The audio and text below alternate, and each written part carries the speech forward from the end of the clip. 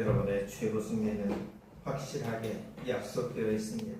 그러나 마지막 그 영광의 명을 유관을 받기까지 그리스도의 십자가를 바라보면서 끝까지 달려가는 그런 여러분들의 복된 인생이 되시기를 우리 주님의 이름으로 축원합니다. 우리 인간은 참 연약한 동물입니다. 그런데 이 인간이 만물의 영장이 되었다고 하는 것은 서로 연대하는 그런 능력에서 비롯되었다. 사람들은 평가를 합니다. 사람이 혼자 힘으로는 사자의 상대가 되지를 못하지만은 그러나 사람들이 뭉치면 상황이 완전히 달라집니다. 어떤 사나운 동물도 사람의 무리를 당해낼 수가 없습니다. 또 사람들은 뭉쳐서 댐을 건설하고 성을 쌓아 올리면서 자연의 재해까지도 다 이겨냅니다. 하늘도 날고 물속 깊은 곳까지 내려가는 그런 사람을 이 세상에 어떤 존재도 감당할 수가 없습니다. 사람의 적이 있다고 한다면 그것은 바로 자기 자신일 것입니다. 사람이 가지고 있는 감정이라고 하는 것은 서로 뭉치고 연대하는 그런 원천이 되기도 하지만은 또 분열하는 출발점이 되기도 합니다. 또 사람의 속에 있는 그 욕망은 불길과도 같아서 남을 해칠 뿐만 아니라 자기 자신까지도 집어삼켜버립니다. 그래서 동양의 현자들은 어떻게 하면 자기 자신을 초월할 수 있을까? 자기 자신을 이기는 법을 찾아 나섰고, 그래서 해탈의 경지를 최고로 여겨왔습니다. 해탈이라고 하는 것은 모든 얽매임으로부터 벗어나는 것을 의미합니다.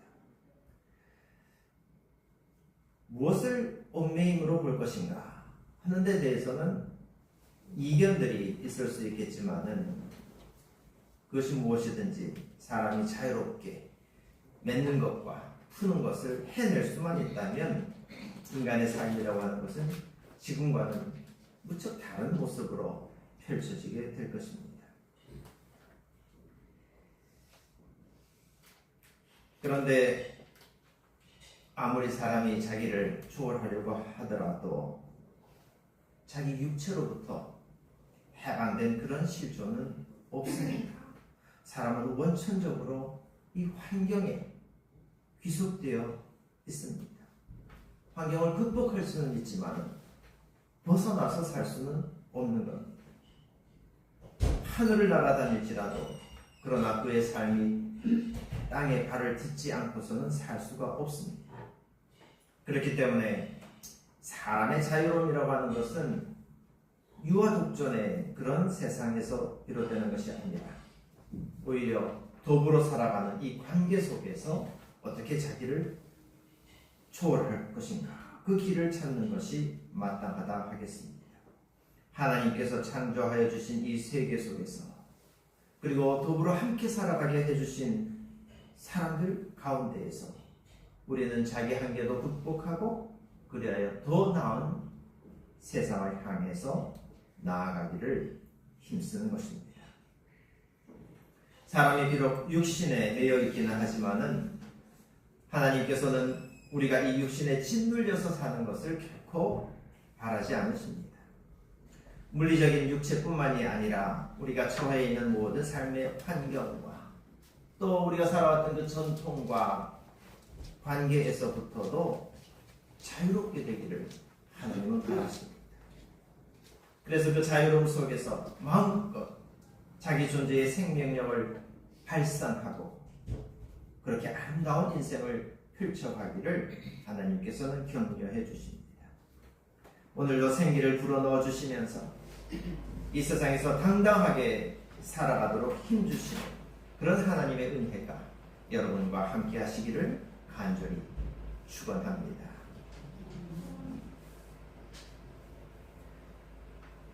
하나님께서 에스겔 선지자를 마른 뼈들이 널려있는 그런 골짜기로 이끌어 가셨습니다. 그곳에서 보니 뼈들이 가득했는데 아주 메마른 그런 뼈들이었습니다. 뼈라고 하는 것은 사람 존재의 핵심, 그 틀과도 같은 것입니다. 죄를 지은 사람은 그 뼈가 쇠한다 말씀하고 있습니다. 또 근심에 사로잡힌 사람은 그 뼈가 마른다 성경은 표현합니다.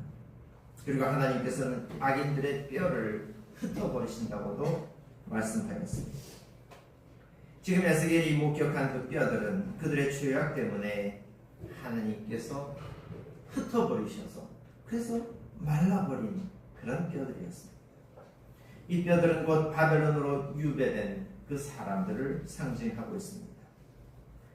이 사람들은 바벨론으로 유배당해서 이제 우리의 뼈가 말랐고 우리의 희망도 사라져버렸으니 우리는 망했다 이렇게 말하면서 절망했습니다. 그들의 삶이 그야말로 풀무불 속에서 불태워진 것과 같은 그런 참혹한 고통 속에 있었기 때문에 남은 것이라고는 에스겔이 본 그 뼈들밖에 없다 하는 것이 참으로 적절한 그런 상황이었습니다. 그런데 하나님께서는 이 에스겔에게 뼈들을 향해서 하나님께서 그 뼈들이 다시 일어서게 하실 것이다 일러주게 하셨습니다. 에스겔이 이 하나님의 말씀을 선포했을 때 이 마른 뼈들이 요란한 소리를 내면서 서로 연결되기 시작했습니다. 그리고 그 위에 힘줄이 뻗고 살이 덮였습니다. 아직 생기가 없어서 호흡하지는 못하고 있을 때에 에스겔은 다시 한번 하나님의 말씀을 대항했습니다. 그러자 생기가, 하나님의 그 호흡이 사방에서부터 불어와서 그 뼈들 속으로 들어가게 되었고, 뼈들은 이제 자기 발로 일어서서 큰 군대를 이루었다 하였습니다. 그리고 하나님께서는 그 군대를 향해서 내가 이제 너희의 무덤을 열고 무덤 속에서 너희를 이끌어 낼 것이다. 그리고 너희를 이스라엘 땅으로 들어가게 하겠다 하고 말씀해 주셨습니다. 이제 바벨론에서 종살이하고 있는 이 이스라엘 백성들은 흩어진 마른 뼈들이 아니라 하나님의 군대로서 다시 살아나서 그야말로 생명력을 회복하게 되었다. 이 환상이 말씀해 주고 있습니다. 그런데 보십시오. 아직 이스라엘 사람들이 처한 그 상황은 조금도 변한 것이 없습니다. 이스라엘 민족이 하나님의 인도하심을 받아서 자기 땅으로 돌아가고 나서야 그제서야 생기를 회복하게 되었다. 이것이 아닙니다. 똑같은 환경 속에 지금 처해져 있지만 하나님을 믿는 그 믿음이, 또 하나님께서 부어주시는 그 성령이 사람들로 하여금 생기를 회복할 수 있도록 만들어 주신 겁니다. 우리의 인생도 마찬가지입니다. 어떤 조건이 갖추어져야만, 그래야만 내 인생의 구김살이 펴질 것이다. 아닙니다. 고난을 견디는 힘이 어디에서 옵니까? 누가 울면서도 다시 용기를 내어서 일어설 수 있습니다. 하나님의 영이 깃들 때에 사람은 사람의 생각을 넘어서서 하나님께서 보여주시는 그 희망을 붙잡을 수 있는 것입니다. 그러니 환경이 문제가 아닙니다. 하나님의 영이 임하시면 마른 뼈와 같은 그런 인생도 하나님의 군대로 다시 일으켜진다고 하는 사실을 여러분 꼭 마음에 새기시기를 바랍니다. 그리고 이 믿음으로 육체에 매여있는 모든 한계들을 넘어설 수 있는 그런 여러분들이 되시기를 간절히 축원합니다. 예수님께서는 죽은 나사로를 다시 살려내심으로써 에스겔이 보았던 그 환상을 재현하셨습니다. 죽은 지 나흘이나 지난 이 나사로는 부활의 가능성이 완전히 배제된 그런 존재였습니다. 그 육체가 이미 썩어서 냄새가 나는 그런 상황이었습니다. 그런데도 불구하고 예수님께서는 그 나사로를 무덤에서부터 불러내셨습니다. 그리고 그를 감싸고 있던 천을 풀어주어서 가게 하여라 말씀하셨습니다. 죽은 사람을 살려내는 이 기적은 마른 뼈에 살이 붙고 생기가 돌게 하는 그 환상이 우리에게 일러주는 것과 똑같은 말씀을 우리에게 들려주고 있습니다.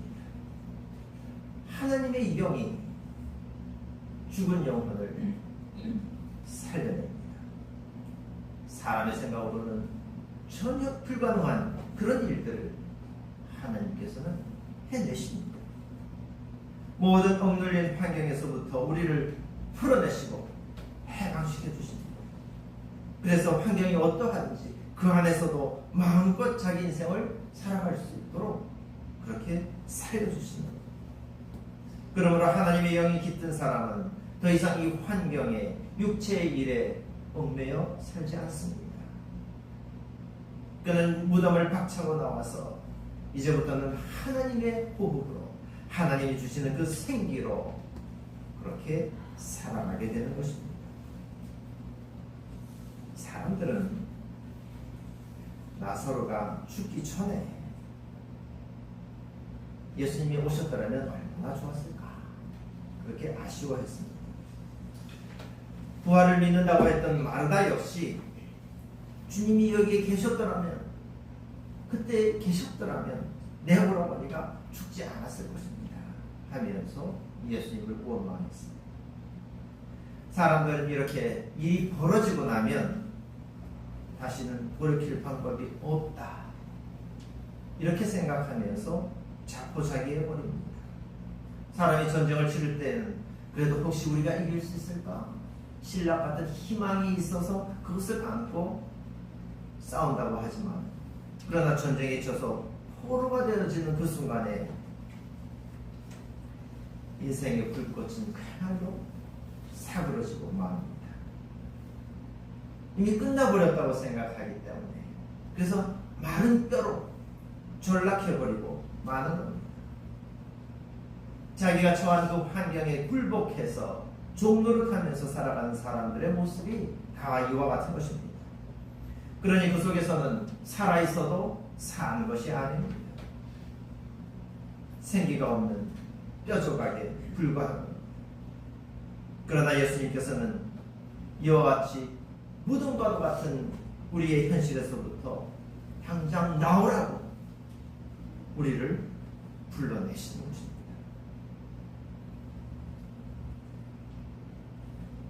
예수님께서는 나사로의 죽음을 애도하고 있던 그 마르다의 집으로 곧장 들어가지 않으셨습니다. 예수님께서는 동네 어귀에 서서 그곳에서 마르다를 불러내셨고, 또 마리아도 예수님이 계신 그곳으로 불러내셨습니다. 슬픔에 함몰되어 있는 그 현장에서부터 불러내셨습니다. 하나님의 세계가 있다, 하나님이 다스리는 그 세계가 있다 하는 것을 보여주시고 그것으로 먼저 나오게 하신 겁니다. 마르다가 마리아에게 가서 주님이 너를 부르신다, 너를 뭐라고 부르신다, 이 전하는 말씀을 들을 때에 우리의 마음도 상기되는 것을 느끼게 됩니다. 목자가 양떼를 부를 때와 같이 부르시는 그 주님의 음성을 듣는 사람은 주님이 계신 그곳으로 먼저 나아야 하는 것입니다. 슬픔과 불안을 떨쳐내고 생명에 있는 그곳으로 나아오라. 예수님께서는 우리를 그렇게 불러내고 계시는 것입니다. 예수님은 사람들에게 무덤 입구의 돌을 먼저 옮기게 하시고 나사로의 손과 발을 꽁꽁 묶어놓았던 그 천들을 풀어주라 말씀하셨습니다. 그리고는 그를 자유롭게 갈 수 있도록 해방시키고 가게 하여라 이렇게 말씀하셨습니다. 예수님께서 나사로를 무덤에서부터 불러내신 다음에 이제 그를 죽음의 사슬에서부터 풀어주는 그 일은 남은 사람들의 몫입니다. 나사로를 그저 죽음의 세계에 묶어두지 말고 생명 세계로 자유롭게 할 수 있도록 풀어주는 것입니다. 남은 사람들이 할 일입니다. 여기서 풀어준다 하는 이 말은 예수님께서 베드로에게 주셨던 맺고 푸는 그 권세, 땅에서 풀면 하늘에서도 풀리게 하시는 그 권세를 주셨을 때의 말씀과 같은 겁니다. 그러니 미움과 원망의 수위를 벗겨주고 그래서 자유롭게 만들어줄 의무가 이제 남은 사람들에게 있는 겁니다. 죄인으로 규정해서 그야말로 뼈를 마르게 만들어버리는 그 죽음의 심판에서부터 우리는 서로서로를 해방시켜 주어야 됩니다. 그래야 주님께서 주시는 그 생기로 우리가 호흡을 할 수가 있습니다. 죽음의 골짜기에서부터 벗어나서 주님이 계신 그곳 생명의 길로 나아갈 수가 있는 것입니다. 마르다는 처음에 예수님께 부활을 믿는다고 고백했었습니다. 그런데 마리아가 고백했던 그 믿음은 현실의 죽음에 대해서는 아무런 힘도 쓰지 못하는 그런 믿음이었습니다. 마리아는 마지막 날에 부활할 것이다, 그건 내가 압니다 하면서 전통적인 그런 믿음을 고백했었지만 예수님께서는 무엇이라 말씀하셨습니까? 나는 부활이요 생명이니 나를 믿는 사람은 죽어도 살고 살아서 믿는 사람은 영원히 죽지 아니할 것이다. 내가 이것을 믿느냐? 이렇게 말씀하셨습니다. 예수님은 지금 나사로를 두고 훗날에 살아날 것을 말씀하시는 것이 아니라 지금 하나님께서 주시는 그 영원한 생명을 덧입게 되는 것을 말씀하고 계십니다. 예수님은 우리의 시선을 먼 미래로 유보시키는 것이 아니라 지금 주시는, 지금 우리 앞에 펼쳐주시는 그런 하나님의 세계로 우리의 시선을 고양시키고 계시는 겁니다. 영원한 생명이라고 하는 것이 무엇일까요? 영원이라고 하는 것은 시간을 가리키는 말입니다. 이 시간은 그냥 시간이 아니라 하나님의 시간을 의미합니다. 태초부터 종말에 이르기까지, 처음부터 끝까지 알파요 오메가이신 그 하나님께서 다스리시는 그 시간을 의미합니다. 그렇기 때문에 영원한 생명이라는 이 말은 그 자체로는 죽지 않고 영원히 사는 것, 그것을 의미하는 것처럼 보이지만은 이 영생이라는 말의 본질은 우리가 그냥 이 땅에서 살아가는 것이 아니라 하나님께서 다스리시는 그 시간 속으로, 그 세계 속으로 들어가는 것을 의미하고 있습니다. 그러니 하나님의 영생을 누리는 사람은 육신의 얽매인 채로 그렇게 영원토록 살아가는 것이 결코 아닙니다. 영생은 시간의 영속성이 초점이 아니라 우리가 이 인생을 살아갈 때에 어떤 차원에서 살아가느냐, 그것을 말씀하고 있는 겁니다. 예수님은 육신의 일에 얽매여서 그저 마른 뼈처럼 살아가고 있는 우리들을 그 무덤 같은 환경에서부터 불러내셔서 전혀 다른 차원, 하나님께서 다스리시는 그런 세계 속에서 살아가도록 그렇게 우리 안에 생기를 불어 넣어주고 계시는 것입니다. 말씀을 맺고자 합니다. 바울 사도가 이르기를 하나님의 영이 여러분 안에 살아계시면 여러분은 이제 육신 안에 있는 것이 아니라 성령 안에 있습니다 하고 말씀하였습니다. 하나님의 영은 우리를 얽어매고 있는 그 모든 육신의 일들, 곧 우리의 마음을 사로잡고 있는 욕망과 갈등과 증오와 혐오의 그 굴레에서부터 우리를 풀어내 주시는 겁니다. 우리의 뼈를 쇠하게 만들어버리는 그 모든 근심과 염려와 좌절로부터 우리를 해방시켜 주십니다. 사방에서부터 생기가 불어오게 해주셔서 깊은 사랑과 연대를 통하여 다시 일어서고 있고 서로 연결되어 하나님의 군대처럼 다시 일어서도록 만들어 주십니다. 우리가 처한 환경을 극복하고 우리가 얽매여 살아가는 이 현실을 뛰어넘을 수 있도록 만들어 주십니다. 성령께서 여러분을 불러내실 때에 그 죽음의 골짜기에서부터 힘차게 뛰쳐나와서 하나님께서 펼쳐주시는 그 영원한 생명의 세계로 다 나아가실 수 있게 되기를 간절히 바랍니다. 사랑하는 성도 여러분, 지금 여러분의 마음을 사로잡고 있는 그 육체의 일이라고 하는 것이 무엇입니까? 돈 문제입니까? 정치 문제입니까? 개인적인 원망, 그런 미움 때문에 여러분 지금 살맛을 잃어버렸습니까? 아니면 거듭 닥쳐오는 그런 시련 때문에 지쳐버렸습니까? 그리스도를 죽은 사람들 가운데서 살려내신 분께서 여러분 안에 있는 자기의 영으로 여러분의 죽을 몸도 다시 살려주실 것이다 하셨던 그 사도의 말씀을 여러분 기억하십시오.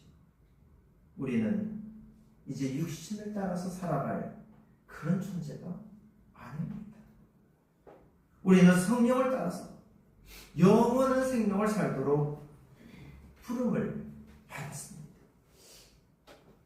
그러므로 주님께서 부어주시는 그 십자가의 사랑을 넘치도록 받아서 주님께서 우리 호흡 속에 깃들게 해주신 그 생기를 넘치도록 받아서 이제는 육신에 매인 인생이 아니라 그야말로 성령 안에서 자유롭고 기쁨이 넘치는 그런 인생을 살아가시기를 주님의 이름으로 축원합니다. 기도하겠습니다.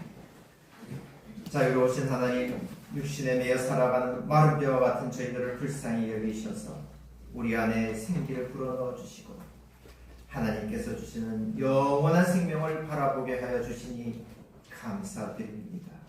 주님이시여, 우리를 꽁꽁 둘러매고 있는 그 육신의 모든 일들을 떨쳐내고 무덤에서부터 탈출하여 주님 계신 그 생명세계로 우리가 다 나아가게 하여 주시옵소서.